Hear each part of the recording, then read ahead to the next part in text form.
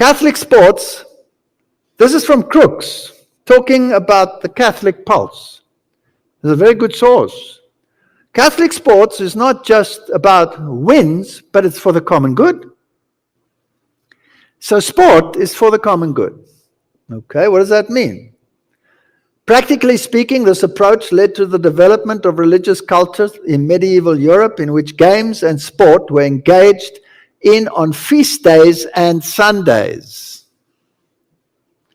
And their incorporation in the schools of the humanists and early Jesuits during the Renaissance. All right, so this mode of thinking today is carried forward in the world by whom? Tell me the school system or the university system that is not involved in sports. Because they're all on the Jesuit model of learning against learning.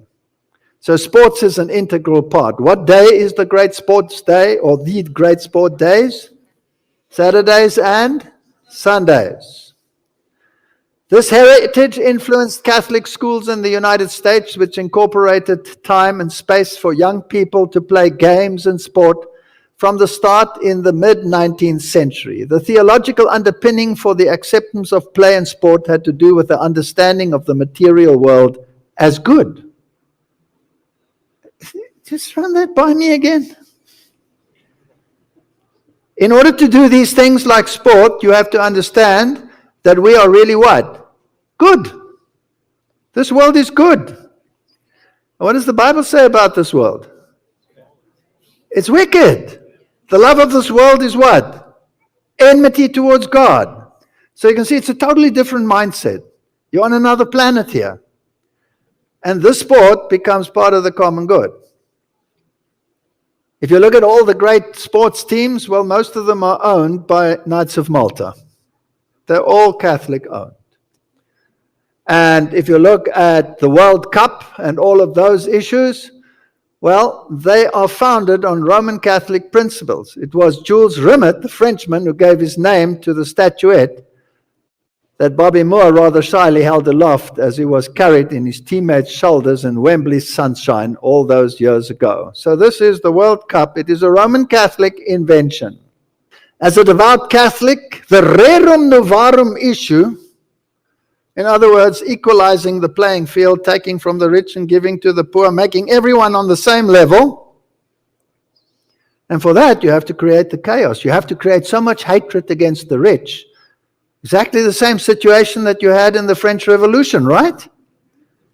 And the Spirit of Prophecy says that what happened in the French Revolution will be repeated on a global scale. So here we have it. And how do you keep these masses happy? You give them sport. He already said he's not going to distribute them so that you are well off after this distribution. It's just there's nobody that's rich anymore to get angry with. But the little that you have, will you please pay it when you go to the sports stadium to go berserk so that you can empty your pocket once more to make these people even more rich while you are now not alone living in poverty, but those that were rich are also now in poverty and can't even employ you because they don't have any money anymore. So we are all level on the playing field. This is communist social justice thinking. It has been developed in the think tanks of Jesuitical thinking. Spirit of prophecy. There is such a thing as leaning heavily on men and lightly on God. Those in charge of our schools should put into active service every talent possessed by the students that can be used for the help of the school. When this is done, as it should be, it will be found that students will not hanker for football, tennis, and other amusements. What the students need to be taught is how to make themselves as useful as possible wherever they may be placed. They should learn how to adapt themselves to the work in hand. Christ said, I pray not that thou shouldst take them out of the world, but that thou shouldst keep them from evil. In the night season, I was witness to the performance that was carried on at the school grounds, talking about one of our schools. The students who engaged in the grotesque mimicry that was seen acted out the mind of the enemy. Some were in a very unbecoming manner. A view of the things was presented before me in which the students were playing games of tennis and cricket. Then I was given instruction regarding the character of these amusements. They were presented to me as a species of idolatry. Like idols of the nations, there were more than visible spectators on the ground. Satan and his angels were there, making impressions on human minds. Angels of God who ministered to those who shall be heirs of salvation were also present, not to approve, but to disapprove. They were shamed that such an exhibition should be given by the professed children of God. The forces of the enemy gave the decided victory, and God was dishonored. He who gave his life to refine, ennoble, and sanctify human beings was grieved at the performance. Cricket? Baseball? Is this real? Some of the most popular amusements, such as football and boxing, have become schools of brutality. In this month alone, 2 boxers have died as a result of this brutality. They are developing the same characteristics that did the games of the ancient Romans. The love of domination, the pride, the mere brute force, the reckless disregard of life are exerting upon the youth a power to demoralize that is appalling. Other athletic games, though not as brutalizing, are scarcely less objectionable because of the excess to which they are carried. They stimulate the love of pleasure and excitement, thus fostering a distaste for useful labor, a disposition to shun practical duties and responsibilities. They tend to destroy a relish for life's sober realities and its tranquil enjoyments. Thus the door is open to dissipation and lawlessness with their terrible results. Whatever is done under the sanctified stimulus of Christian obligation, because you are stewards in trust of talents to use to be a blessing to yourselves and others, give your substantial satisfaction for all that is done to the glory of God. I cannot find an instance in the life of Christ where he devoted time to play and amusement. Show it to us. Is it anywhere in the Bible? Now, I want you to put yourself now in the shoes of those that really believe this. You'll be very popular in the world, won't you? Will you? No. You're a stick in the mud. That's what you are. And they will hate you. They will hate you. For this reason alone. Because this whole mindset is based on Greek and Roman philosophy. Catechism of the Catholic Church. Participation in social life. Authority. Would you like to know the source? Vatican.va, the official source of the Vatican. Every human community needs an authority to govern it. Oh, how stupid were we to ask for a king? We got one. The foundation of such authority lies in human nature. This is fascinating stuff. Common good presupposes respect for the person as such in the name of the common good. You may only respect the person in the name of the common good. In particular, the common good resides in the conditions for the exercise of the natural freedoms indispensable for the development of human vocation, such as the right to act according to a sound norm of conscience and to safeguard privacy and rightful freedom also in the matters of religion.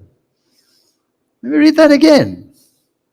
Freedoms indispensable for the development of the human vocation, such as the right to act according to the sound norm of conscience. Who defines the sound norm of conscience? Not God. Greek philosophy and Roman power. But it should be made accessible to each what is needed to lead a truly human life. There we have it again. It appears over and over again. To lead a truly human life. The common good requires peace. You get it? Do we have peace at the moment? No. Are you being driven almost insane by the chaos? So what do we need? Common good. That'll solve it. That is the stability and security of a just order.